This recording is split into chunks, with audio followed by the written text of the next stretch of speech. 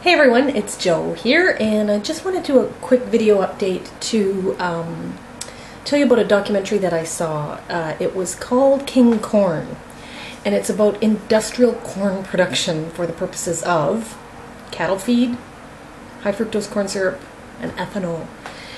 And you can watch this video. I'll link to it in the thing down below, but it was a documentary made by two young men who moved to Iowa for a year to grow 1 acre of corn. And you know, I had heard about high fructose corn syrup and the preponderance of factory farmed corn, especially for ethanol. I didn't really realize so much of it was used for cattle corn, and I didn't really know much about it at all until I saw this documentary. But last year I went to Sturgis bike rally for my summer vacation, and we drove through Iowa, and it was just as far as I could see cornfields, and they seemed to have these little signs in front of them, and I didn't know what that was. And then of course this year I moved out to the country here in Ontario, and I live in the middle of a factory farm, and I didn't know it really, because I knew the guy 2 doors down is Harold the farmer, and he was apparently rented the property off of my landlord who owns this land, and he farms it, and we live here on the land, but we just live in the farmhouse, and Harold takes care of the property.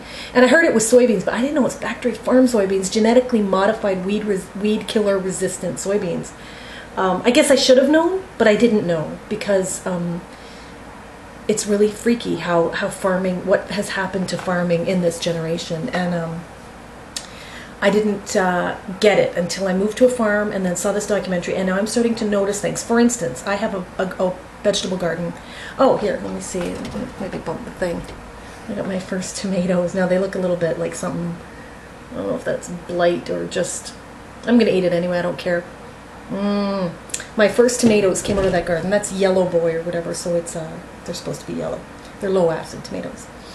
I have a garden out on the side yard that I busted my butt working on all spring, blinked and took about 2 weeks to just let it grow in the sun, and I watered it, and suddenly it's a weed infestation, and I had no idea how bad weeds were. Someone actually heard the expression when kids grow like weeds or whatever.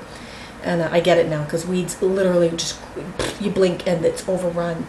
And I was out there one day with the wheelbarrow, and I pulled weeds for probably an hour solid, two loads of wheelbarrows over to the composter, and it looked like I'd done nothing at all. So weeds are a huge problem when you're a farmer, and I guess if you're Monsanto or whatever factory or company, genetic modification company, and you concoct these weed killers, then you concoct crops that are tolerant to the weed killer, so you can spray the shit out of it and it doesn't kill the plant, it just kills the weed. It's really head trippy. It really makes you think about what you're putting into your body.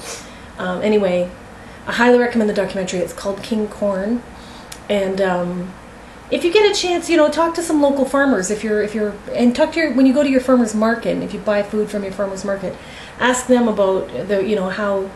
I'm curious actually how local farmers who are actually growing produce make it, because what this documentary showcased, and what I can tell from Harold the farmer next door, he doesn't sell anything that's edible. He doesn't grow anything that's edible.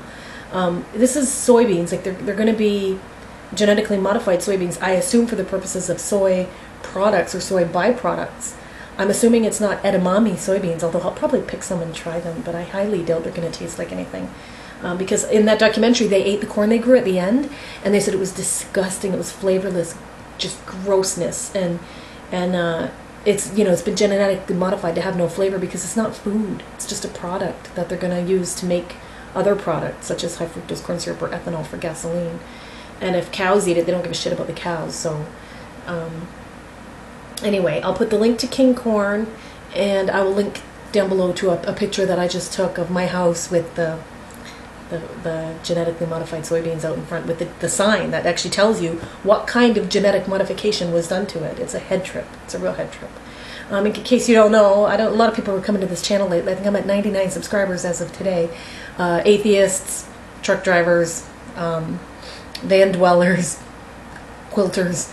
This is just, I'm a big old hippie. At the end of the day, I'm like a vegetarian, hippie farm girl who just believes strongly in like enjoying this earth and putting in, getting out of this earth kind of what you put into it. And this factory farming disturbs me on a soul level, and I didn't know that I was living on a factory farm until like pretty much last week or today, or I don't know. I'm just getting used to the idea. It's a head trip.